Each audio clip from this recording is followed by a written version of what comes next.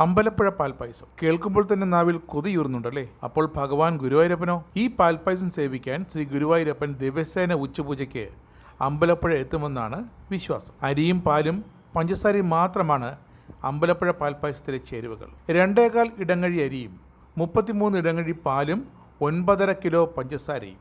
ഇതാണ് പ്രസിദ്ധമായ ഈ പായസത്തിൻ്റെ അളവ്. 375 ലിറ്റർ കൊള്ളുന്ന വലിയ വാർപ്പിൽ പുലർച്ചെ 4 മണിയോടെ പായസം ഉണ്ടാക്കാൻ ആരംഭിക്കും.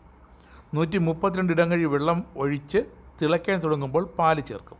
പിന്നീട് ഏകദേശം 11 മണിയോടെ അരി ചേർത്ത് വളരെ ശ്രദ്ധയോടെ തന്നെ ഇളക്കിക്കൊണ്ടേയിരിക്കും. ഏകദേശം 1 മണിക്കൂറിന് ശേഷം പഞ്ചസാര ചേർക്കുന്നതോടെ പായസം റെഡി. ഉണ്ണിക്കണ്ണന് നെതിച്ച ശേഷം ഭക്തജനങ്ങൾക്ക് പാൽപ്പായസം വിതരണം ചെയ്യും. പഞ്ചസാര ചേർക്കുന്ന സമയത്ത് വാസുദേവ എന്ന് ഉറക്കെ ശാന്തിക്കാരൻ വിളിക്കുകയും ആ സമയം ദേവസ്വം ഓഫീസിൽ നിന്നും പഞ്ചസാര കൊണ്ടുവരികയുമാണ് ചെയ്യുന്നത്. ഈ പാൽപ്പായസം സേവിക്കാൻ കൃത്യമായി ശ്രീ ഗുരുവായൂരപ്പൻ ദിവസേന ഉച്ചപൂജയ്ക്ക് അമ്പലപ്പുഴ എത്തിയിരിക്കും.